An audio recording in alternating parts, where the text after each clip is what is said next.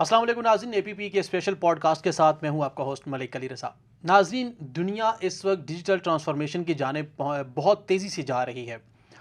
बहुत सारी ऐसी चीज़ें इस वक्त आप देख सकते हैं कि इंसान के लिए समझना तो दूर की बात, अब तो कुछ चीज़ें ऐसी हो रही हैं जो कि इंसान खुद से नहीं करता लेकिन आपके सामने हो जाती हैं। अब हाल ही में एआई यानी कि आर्टिफिशियल इंटेलिजेंस के थ्रू जितने भी काम हो रहे हैं वो आप सबके सामने हैं। आज इस सारी ट्रांसफॉर्मेशन के ऊपर कि इसके मुहर्रिकात क्या हैं और कितनी तेज़ी से ये आगे बढ़ रही है और क्या ये दुनिया में अपना इम्पैक्ट किस लिहाज तक लेकर जाएगी, इस सारी चीज़ों पे आज डिस्कशन करेंगे। इस पॉडकास्ट में मेरे साथ मौजूद हैं हमजा रहमान मलिक साहब। सर, बहुत शुक्रिया, आपने हमें वक्त दिया। सर, सबसे पहले जो डिजिटल ट्रांसफॉर्मेशन इस वक्त दुनिया में चल रही है, क्या कहना चाहेंगे? इतनी तेज़ी से कोई चीज़ ट्रांसफॉर्म होना और लोगों के अंदर आना, ये कैसे मुमकिन है? बहुत शुक्रिया जी। सबसे पहले तो ये समझने की ज़रूरत है हमें कि ये ट्रांसफ़ॉर्मेशन जो है ये कहाँ से, इसका ओरिजिन क्या है। और ट्रांसफ़ॉर्मेशन जितनी दफ़ा भी हुई है साइंटिफिकली अगर हम बात करें तो उसका एक ख़ासा उसके ऊपर रिसर्च एंड डेवलपमेंट में बहुत काम किया जाता है और उसके बाद उसके ऊपर हाइपोथेसिस होते हैं, फिर कंक्लूड किया जाता है, उनकी थ्योरीज़ आती हैं, उसके हम्म, बाद इम्प्लीमेंटेशन की बात आती है। सही। लेकिन ये जो एरा जिसमें से हम गुज़र रहे हैं, ये बहुत ही स्पीड से बड़ी तेज़ी से ये हम्म, आगे चलता जा रहा है। इसका उसकी बुनियादी वजह जो है वो कंप्यूटर टेक्नोलॉजी और आईटी टेक्नोलॉजी का बहुत ज़्यादा डेप्थ में जाना और बड़ी तेज़ी से बूस्ट करना है। सही। बेसिकली अगर आप इसको देखें तो इसका जो एल्गोरिथम जिसे हम कहते हैं, वो बुनियाद बनता है इंसान की नफ्सियात से। हम्म, इसको सादा से ज़ुबान में हम यूँ कह सकते हैं कि अगर 2 स्टेटमेंट्स हम लेते हैं, मिसाल के तौर पे हम ये कहते हैं कि स्विच ऑन है लाइट का सही। या स्विच ऑफ ऑफ है। है। इसका मतलब है कि अगर एल्गोरिथम में और इसके ट्रुथ टेबल्स में अगर जाया जाए तो हम ये कह सकते हैं भई, या तो इसकी वैल्यू 1 है हम्म, या 0 है, दरमियान में सही। कुछ नहीं है। ओके। ये ह्यूमन साइकोलॉजी यहाँ से स्टार्ट होती है और सही। कंप्यूटर का सारा निज़ाम जो है वो इसी इसी पे। एल्गोरिथम पे है, 1 बिल्कुल। 0 के ऊपर ना। बिल्कुल ऐसे ही। ये वो डिजिट्स हैं जिसके ऊपर इन्होंने डिजिटल सर्किट्स बनाए और इसके ट्रुथ टेबल बने। इनको कंप्यूटर की लैंग्वेज में तो बहुत ही मुख्तलिफ से इसके जी नाम जी। हैं। असल में हुआ ये है कि जब दुनिया में इसके ऊपर रिसर्च हुई है तो सबसे ज़्यादा इंसानी तारीख में की जाने वाली जो रिसर्च ओपन जो की जाती है हम्म। वो है ही हार्डवेयर सॉफ्टवेयर के ऊपर है। अच्छा। जो रिवर्स इंजीनियरिंग का कॉन्सेप्ट पहले सिर्फ मैकेनिकल इंजीनियरिंग का तक होता था, इलेक्ट्रॉनिक्स का या दीगर जो ट्रेडिशनल इंजीनियरिंग के हमारे ट्रेड्स हैं हम्म। या टेक्नोलॉजीज़ है वहाँ तक होता था, यहाँ पर आकर सब कुछ खुल गया। हम्म। और आप बिल्कुल यूँ समझ लें कि हमने जिस तरह ह्यूमन ब्रेन है, अगर इसको डिस्कवर किया जाए तो उसमें से क्या कुछ नहीं निकलेगा। जब आइंस्टाइन ने ये कहा था कि अगर एक नॉर्मल ह्यूमन बीइंग जो है हम्म। वो 2% अपना ब्रेन जो है वो 50 ईयर्स में टोटल यूज़ करता है। अच्छा। तो इसकी रिवर्स इंजीनियरिंग करेंगे तो 98% अगर खुल गया तो इंसान तो का फिर क्या दिमाग तो पता होगा? नहीं क्या बिल्कुल। कुछ होगा, ठीक बिल्कुल। है? गैर मरी चीज़ें नज़र आना शुरू हो हम्म। जाएँगी। वो जी इतना पुराना वो जो स्कोप बनाई है कि वो इमेजेस आना शुरू हो गए हम्म। नासा वालों ने, ठीक है? अब ये कंप्यूटर का ब्रेन खुल चुका है।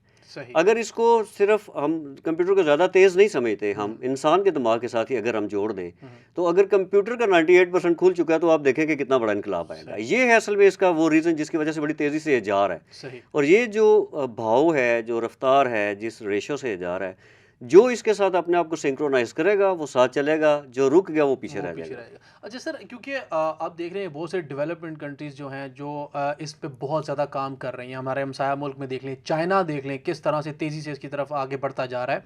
तो क्या समझते हैं कि मुस्तकबिल में इस टेक्नोलॉजी में नई जिद्दत कहाँ तक जाएगी? देखिए, जिद्दत के तो कई पहलू है, ये बहुत लंबी डिबेट है हम्म। ना कि जिद्दत कहाँ तक जाएगी। हम इसको यहाँ तक लिमिटाइज़ करके जो हमारी भी जो इस्तिताअत है, जितना सही। हमारा नॉलेज है, हम उसके मुताबिक अगर हम रखते हैं, हम्म। तो आप ये देखें कि आपकी जो कन्वर्सेशन है कंप्यूटर के साथ, हम्म। वो इस वक़्त ऑन है, हम्म। राइट जी? बेस्ड ऑन ह्यूमन इन्फॉर्मेशन, ये आपने याद रखना है कि बिल्कुल। जो कुछ भी है, वो उसके पीछे ह्यूमन है ही ह्यूमन इंसान है। ब्रेन है। ये बिल्कुल। नहीं हो सकता कि आप ह्यूमन को माइनस कर हम्म। दें। और ये भी याद रखें कि ये फिज़िकल नहीं है, सारा वर्चुअल है। हम्म।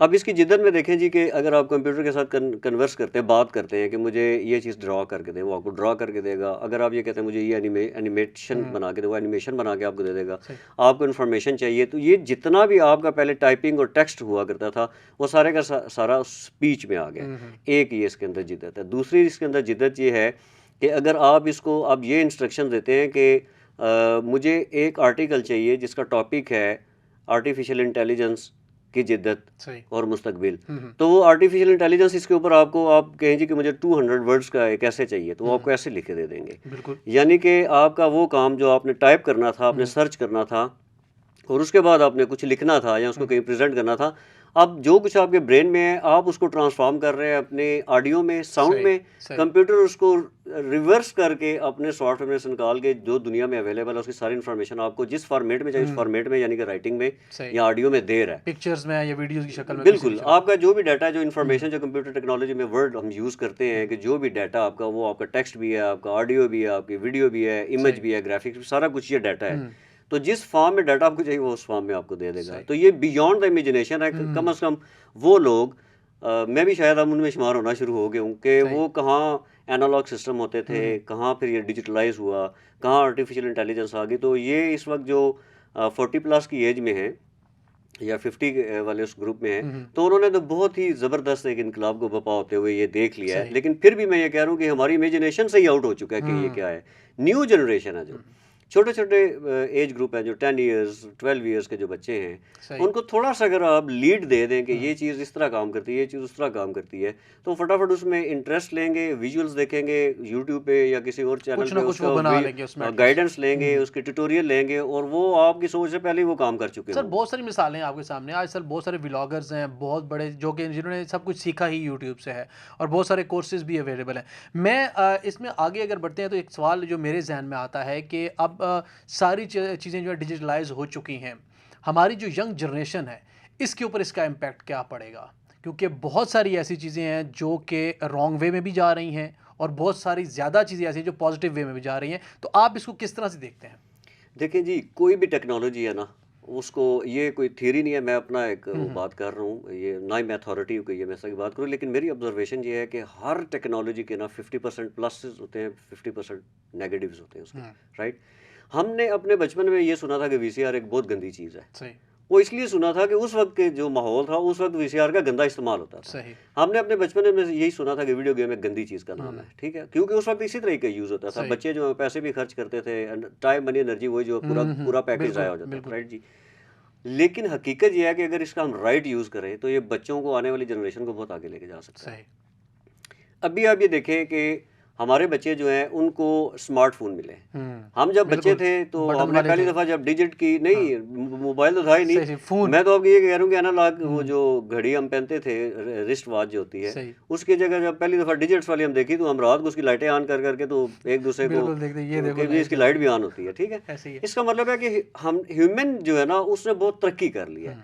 अब जो नई जनरेशन है, पिछली जनरेशन का जहाँ पे इख्तिताम था, वहाँ से नई जनरेशन का आगाज़ है। इसलिए ये मत कहें कि इसका मतलब कि नेगेटिव यूज़ है, इसमें कोई शक वाली बात नहीं। ऑफ कोर्स आंख उजल पहाड़ उजल बच्चा अगर मोबाइल लेके साइड पे बैठा है और वो आपसे कुछ छुपा के काम करना चाह रहा है, तो फिर आपको कुछ ना ओवरसाइटिंग कुछ। करनी बिल्कुल चाहिए। बिल्कुल। लेकिन आप उसको डायरेक्शन देना, आप उसे कहें कि मुझे आप ये इमेज ड्रा करके दें, आप उसे ये कि मुझे ग्राफिक्स कुछ बना के दें। सही।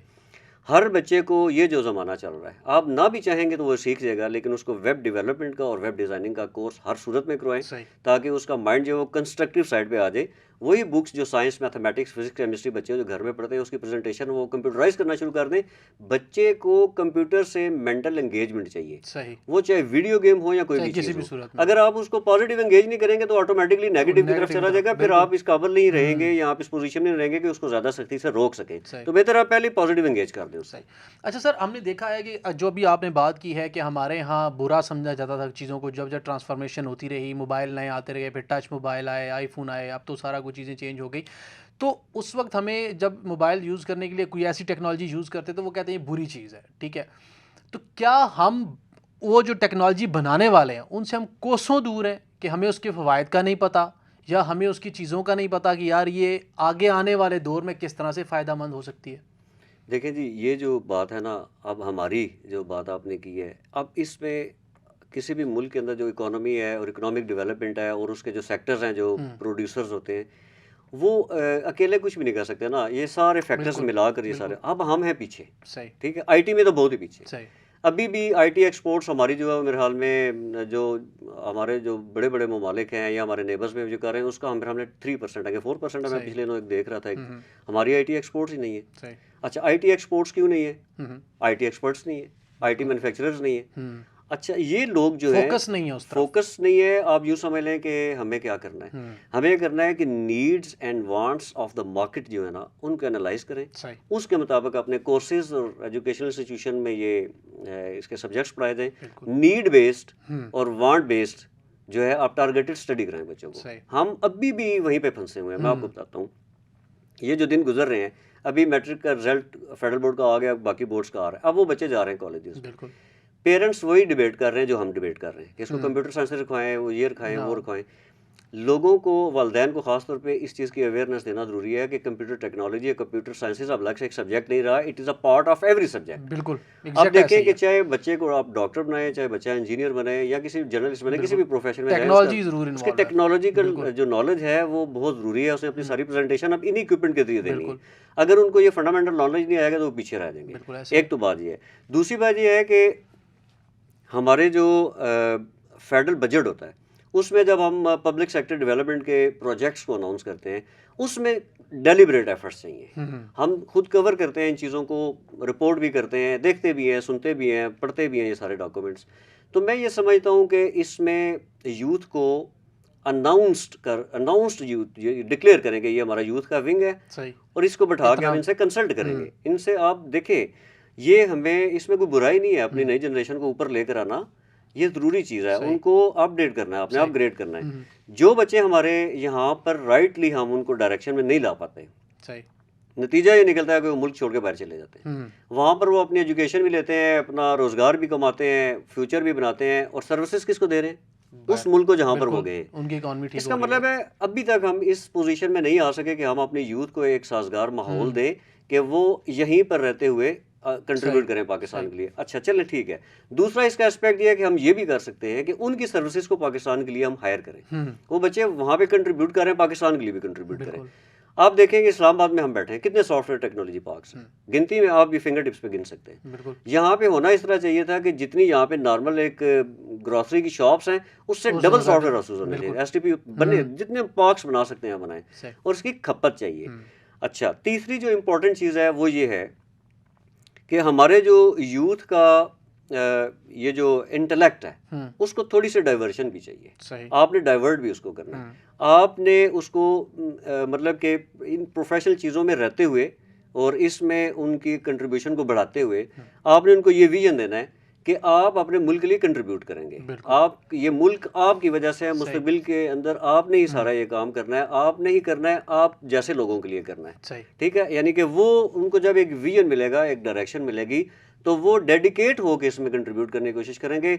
अभी हमारा फाइनेंशियल इशू ये है कि हम अपने बच्चों को स्कॉलरशिप नहीं दे सकते। बिल्कुल जो हमारे बच्चे पास नहीं है। अच्छे लेवल पे जाके कुछ कर सकते हैं पाकिस्तान के लिए, हमारा जो हायर एजुकेशन कमीशन है वो बहुत जोर लगाता है, बड़ी सही कोशिश करता है। लेकिन जब उसके पास बल्क में आ जाए, अब देखें, मैं एक नाम नहीं लेता एक कॉलेज का, मैं आपको बताऊं कि टोटल 5 स्टूडेंट्स उन्होंने फर्स्ट ईयर में रखे हैं जी, प्री मेडिकल में। सही तो मैंने कहा जी आपने 5 स्टूडेंट्स क्यों रखे हैं? उन्होंने कहा कि मेडिकल की फील्ड में आने वाले लोग ही कम है। वो कहते हैं कि अच्छा हम इस फील्ड में आने नहीं चाहते। सही रीज़न क्या है?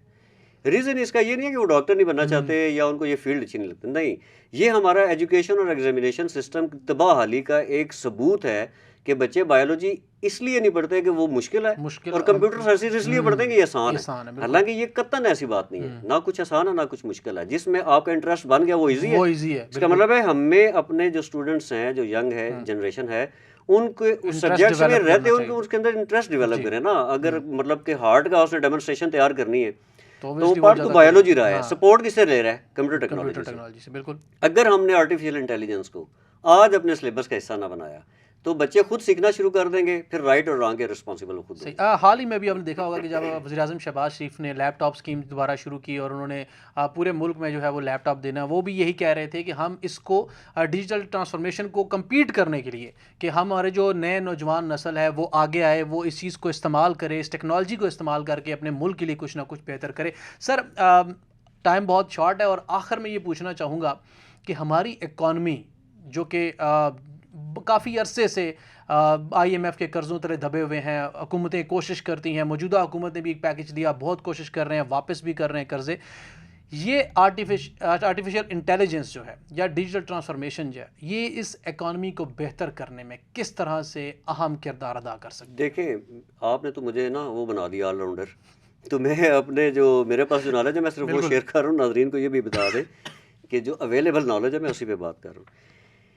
इकोनॉमिक्स का फंडामेंटल प्रिंसिपल है कि आप अपने इनकम को, अपने एम्प्लॉयमेंट रेट को और इकोनॉमिक ग्रोथ को अगर इंक्रीज करना चाहते हैं तो इंडस्ट्रियलाइजेशन लेकर सही। आए। ठीक है जी, लॉर्ड केन्स की ये थ्योरी थी, हुँ, जो एडम स्मिथ, मार्शल वगैरह ने थ्योरीज पेश की थी, ये उस दौर का बंदा था।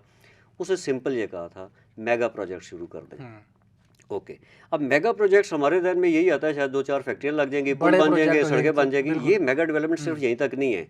आप ये स्मार्ट टेक्नोलॉजी आ गई है ना, हुँ, इसके प्लांट्स लगाएं आप। बिल्कुल। ठीक है, आप जनाब इंटरनेशनल नेशनल लेवल पे आप एक कंपटीशन टैलेंट हंट का रखें। सही। हमारे जो ओवरसीज पाकिस्तानीज हैं उस उनके लिए बड़े बड़े दरवाजे रखेंगे, उसमें हुँ। वो आएँ। ठीक है जी, मैन्युफैक्चरिंग के और डिफरेंट मैन्युफैक्चरिंग रखें, बिल्कुल। आइडियाज़ के रखें। हुँ। मतलब मुझे बड़े अच्छे तरीके से याद ऑटोमोबाइल है, है, बहुत सारी ऐसी चीज़ें। पिनस्टिक, प्यास, हुँ, नस्ट के मैं जब एज अ रिपोर्टर जाता रहा उनको कवर सही। करने के लिए साइंस एंड टेक्नोलॉजी, मैंने इन बच्चों का बहुत टैलेंट देखा है। हुँ, ठीक है, एक बच्चे ने स्ट्रिप बनाई थी जो कि उसने हेड पे पहनी हुई थी, और उसके अंदर जो ब्रेन की इम्पल्सेस हैं, इलेक्ट्रिकल इम्पल्स आती है। अब हुँ, ये हुँ, जो बच्चे वो पढ़ते हैं वही समझ सकते हैं, शायद नॉर्मल बिल्कुल। नाजरीन आम जो है वो ना समझ हुँ, सकें। हुँ, वो जो ब्रेन की इलेक्ट्रिक इम्पल्सेस थी, वो इम्पल्स आती थी स्ट्रिप पे, उधर से वो एंटीने से वो ट्रांसमिट होती थी, और गाड़ी जो थी उसके अंदर और उसका रिमोट का कनेक्शन था।